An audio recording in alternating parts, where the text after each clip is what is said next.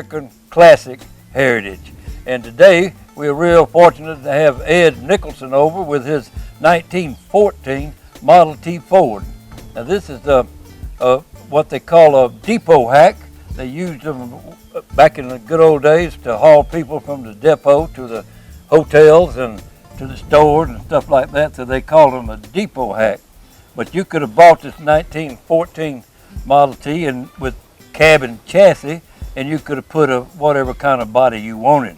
And that's what a lot of people did. If you was in the plumbing business, you'd build a body for what you needed. And this particular one is a depot hack. It carries people and it carried the luggage and whatever they needed from the depot to the hotel. And like I say, now this is my favorite son-in-law, Ed Nicholson here, and he's real familiar with this automobile. So Ed, tell him a little bit about it. Okay, like Robert said, this is a 1914, and originally it was a cabin chassis, and then what you did is bought the cabin chassis and you could put any kind of body you wanted on it. They were all kind of different bodies people made. Well, this particular one, a company out of New York called Perry Body Manufacturing Company, they was actually a buggy manufacturing company. They made buggies, and when the Model T come along, they were, selling like hotcakes, and there was so many of them, everybody wanted to get in on it. So Perry, and then several companies followed them, was actually making the different bodies that people would need to go on the cars. And then as far as accessories, originally the Ford Model T did not come with a water pump. It worked on the hydrosuction theory that whenever the water in the radiator starts getting hot, it would start circulating itself, which you got a upper radiator hose circulate through the head, down through the lower, back into the radiator, and it would just cycle itself. And then, over the years, the radiators would get dirty, stopped up, whatever. And then what people would do is buy a water pump. Western Auto, Sears, several different companies actually made water pumps you could put on them to help with the cooling. And the top speed on this car, 35, 40 miles an hour, and people tell me, well, you get run over in that car, that's not fast. Well, you have to realize, back in the day when these cars were all they wasn't really roads, it was just dirt trails, and I mean muddy, and you couldn't go 35 miles an hour if you'd have wanted to. So that's the reason they never did really work on the top speed.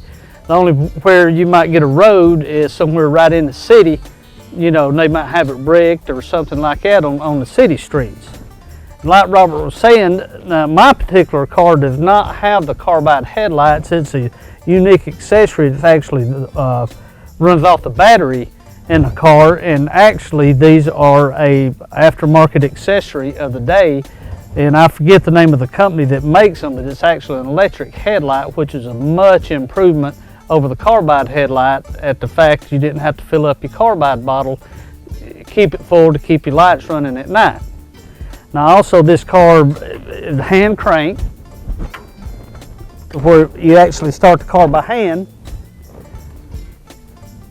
And then the tires on the car, people say, well, where do you get tires for that car? Well, if I wanted, I could have a truckload sitting at my front door in the morning. There's actually a company out of Tennessee bought these particular tires are Firestone. They actually bought the molds and the right to the tires, and they produce them. You can get all you want. The Model T, they made so many of them from 1909 through 1927. They made over 15 million Model Ts.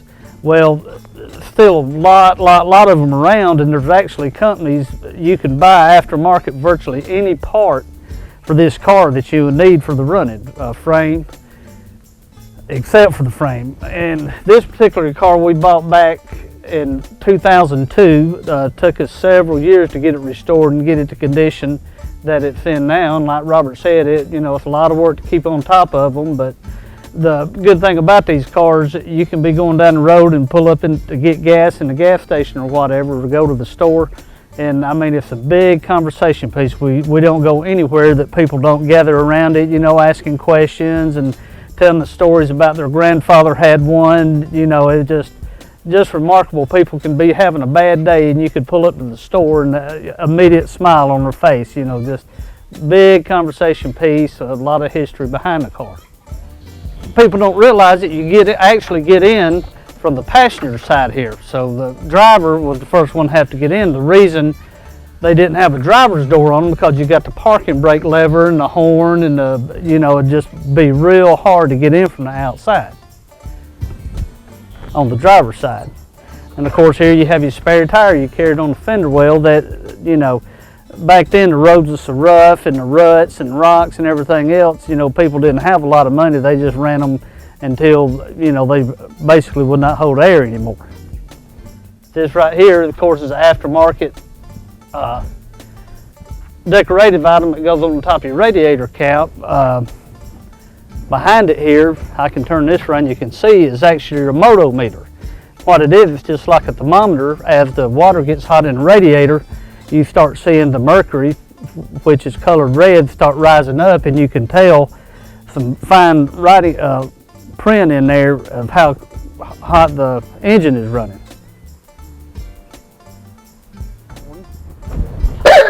Back during the day, there was no stop signs, there was no red light, so of course you had cross sections, roads merging. How do people know that you're coming, you know, keep from being so many wrecks? Well, there were a lot of wrecks, but to help cut down on them, they come up with a system. What you do, you coming up on the intersection, you blow your horn twice. Somebody coming another way, if they hear it, they blow the horn once.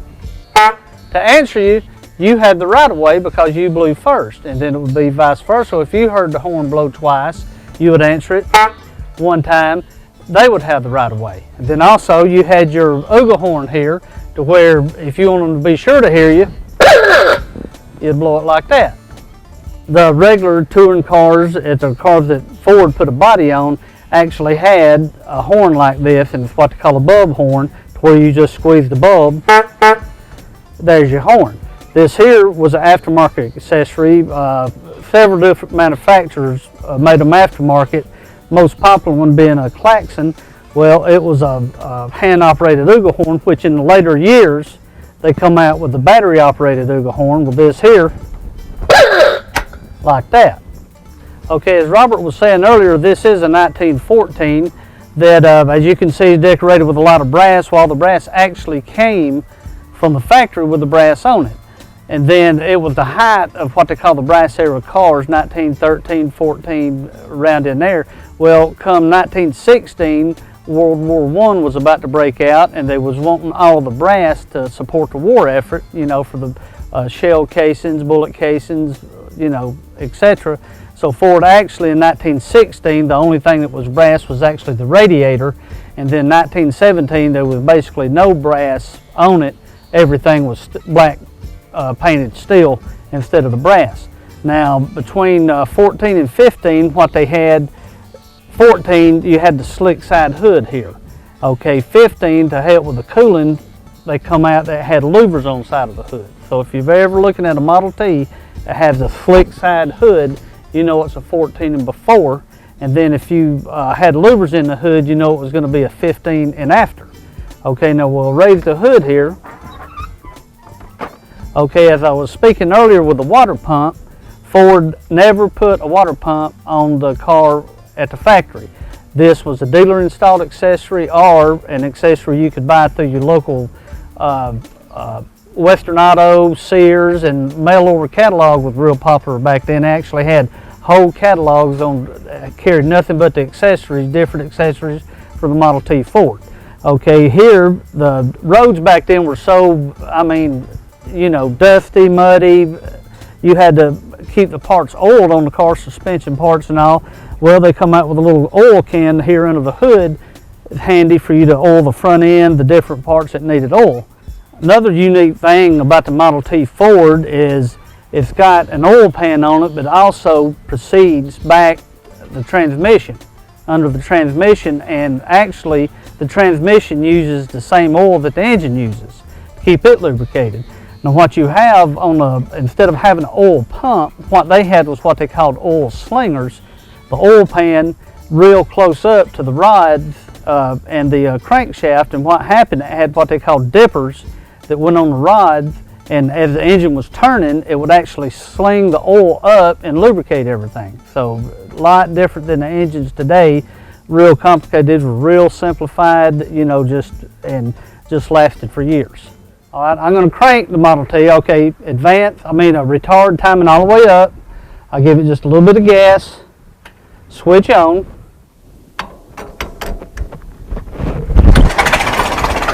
And that right there is how you crank the Model T forward by hand.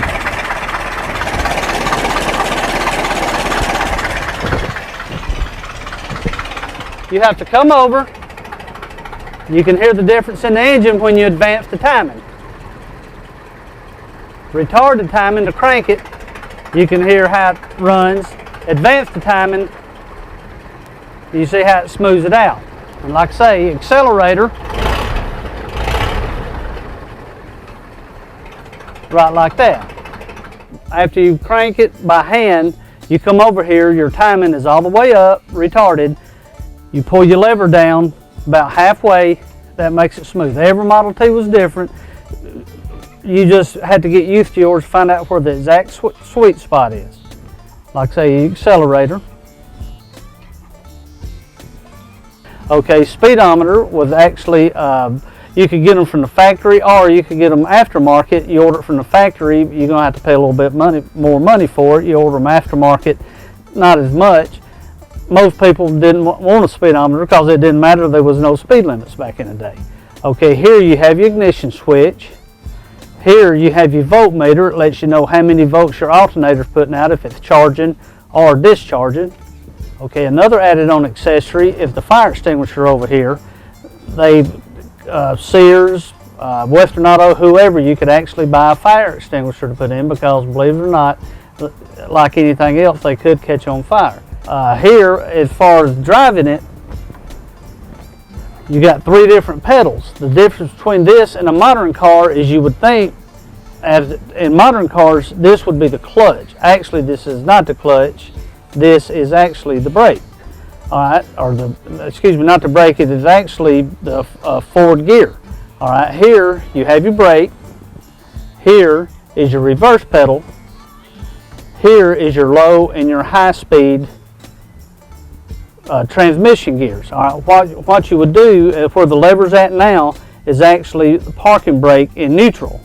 Okay, to start going, you would let this lever down halfway, push on this pedal, you're automatically in low gear. If you want to stay in low gear, you have to keep your foot on that pedal. Okay, you want to go into high gear, you let this lever all the way down after you're moving, let off of this pedal, you're in an automatic transmission. You know, don't foot on any pedals, you're just going down the road. Actually, these were the first automatic transmissions, actually a planetary gear transmission. Okay, as far as the gas pedal, you notice it did not have a gas pedal. Well, your gas was actually on the steering wheel, your accelerator arm instead of accelerator pedal right here. Over here on the left side is actually to retard or advance your timing, and you know, all the way up if the position you want to crank it in, and then you get going down the road, you know, you just adjust it to how much power you need. One other thing I was going to also mention, you get into the city or you got to stop for whatever and you didn't want to have to pull this lever back, you could actually push this pedal with the lever all the way down, push the gear lever halfway, and it would actually go into neutral. You go all the way down, of course it'd be in the first, and after you get moving, then you let back off the pedal with the lever all the way down, it'd go into high gear. Gas tank, actually, the car does not have a fuel pump. Actually, what you're doing is a gravity fed. Here you can see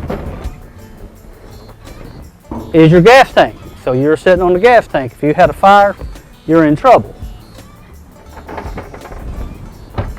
As I said, the car did not have a fuel pump.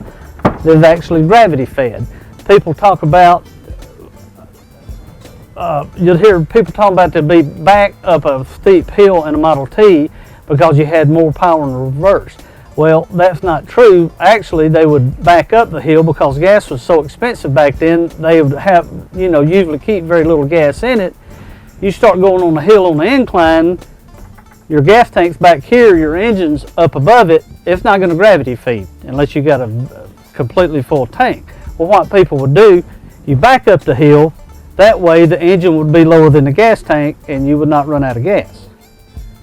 Here, what this is a modern day accessory. It's called an exhaust whistle, and what it is, it screws into the head, and then the spark plug screws in top of it. You got a little lever from inside the cab you pull. It makes a real loud chirping sound, so it really draws a lot of attention going down the road.